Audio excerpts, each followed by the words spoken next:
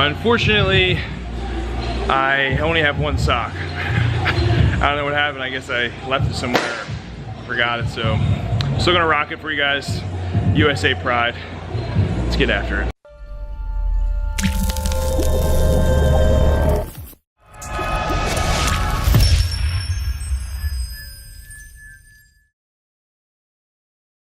What is going on? Coach Joe here with the commentary where I am one-footed. So that was the start of this workout. I forgot my sock, but the show must go on, folks. So here I'm really working on my deadlift and trying to get better with my deadlift. My deadlift is by far my worst lift. So I'll talk through my cues as I go through this. In between each set, I do some ball slams and some ab work just to keep my conditioning up throughout the workout and get some core work in. Honestly, I just don't like sitting there doing core work at the end or the beginning of a workout, so I'd rather do it during the whole thing and not have to think about it. So here is 405, and I felt like these were good pulls with good form and technique.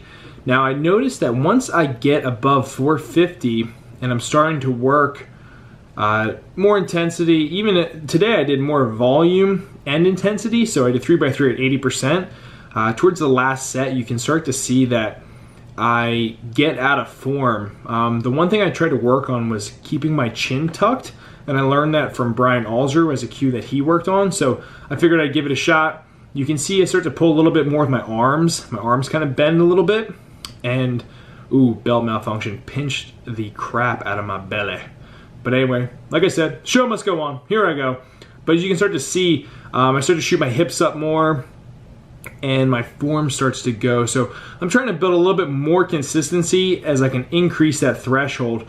So my goal would be to do this again with the same form that I have around 405.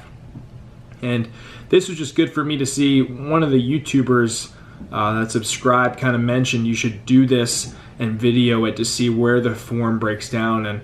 And it was so true, and I can see that right now. So I figured you guys can learn some things from me. The other thing was I've been trying to get a little bit lower in my setup, so I'm not doing so much of a stiff leg deadlift. So for accessory movements, speaking of stiff leg deadlifts, we did some Romanian deadlifts here, just really working the hamstrings, trying to keep that arch in my lower back.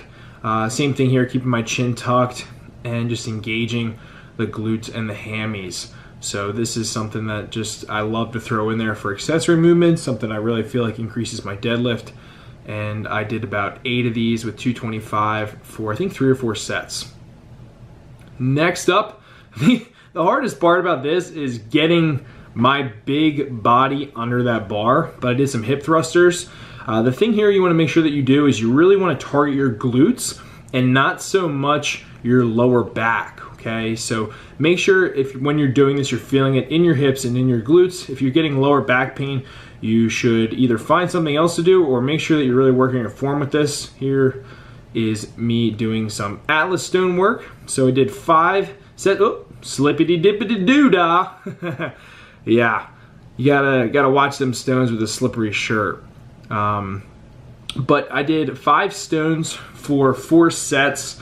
Just to work on some stone loading. That's just a really simple box contraption. And then from there, when I was done, I did 4 sets of 15 burpees and a 60-foot bear crawl for conditioning. But this was just an overall great training session for me. So like I said in the other video, I'm bouncing back from being sick. I'm dealing with some hip flexor problems. So I'm just trying to train around that and through that. But give this a whirl, guys, on your own time. Let me know what you think. Comment in the comments section. I really appreciate it. Thank you.